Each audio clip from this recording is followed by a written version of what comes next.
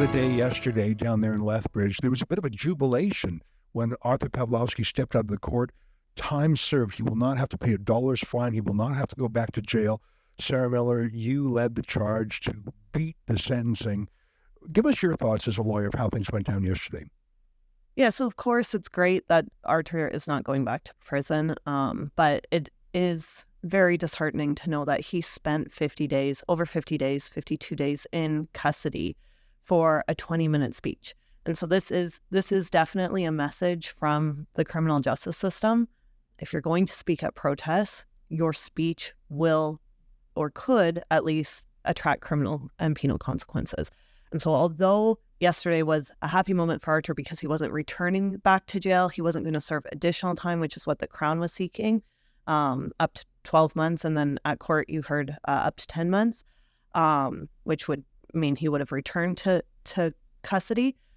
That's positive that he didn't, but it's a significant sentence, 60 days. If he had not been detained, if his bail had not been refused at first instance, he would have then been facing 60 days in jail. He would have been there until November.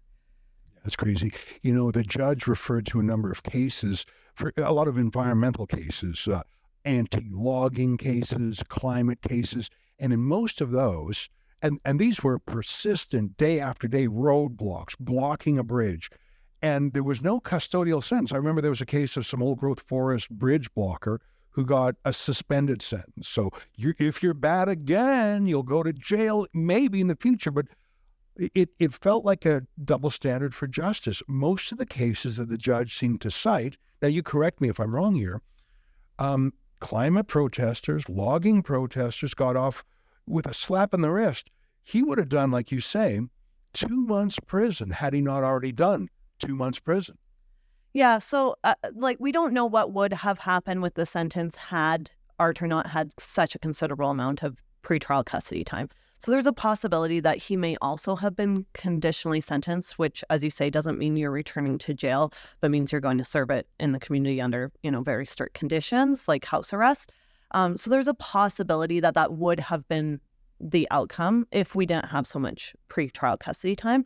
But yeah, you're exactly right. Like, people who had been charged multiple times with actual mischief, not inciting mischief, people who had injunction orders issued against them, people who had ignored police, people who had been engaged in the civil disobedience for over a year, doing the same activities for over a year, are getting essentially, what we heard was 75 days, right, of conditional sentence.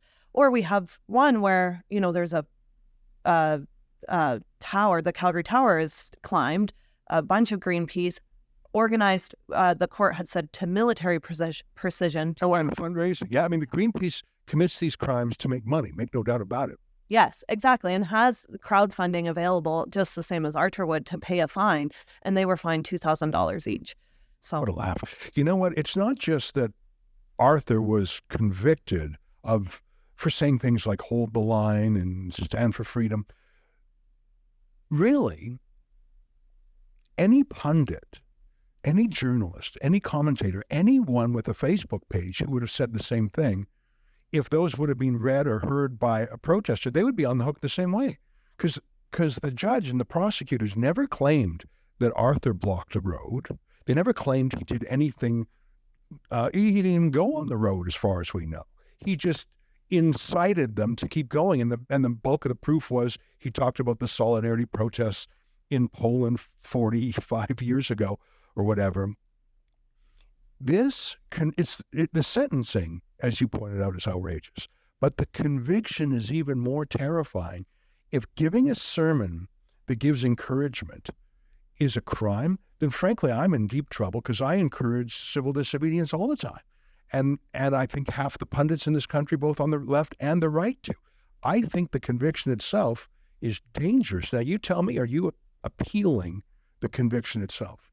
Yeah, so Artur has given us instructions to appeal the conviction itself.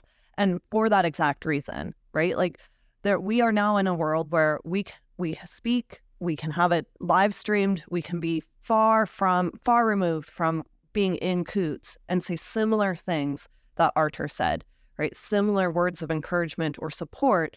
And what distinguishes what Artur said compared to what anybody else is saying online? And how are we going to police speech in that manner?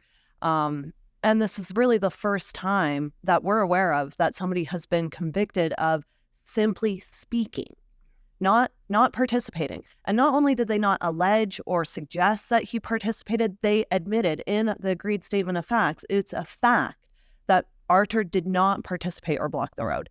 It is simply his speech that we are talking about, the words that he said while he was in Coutts.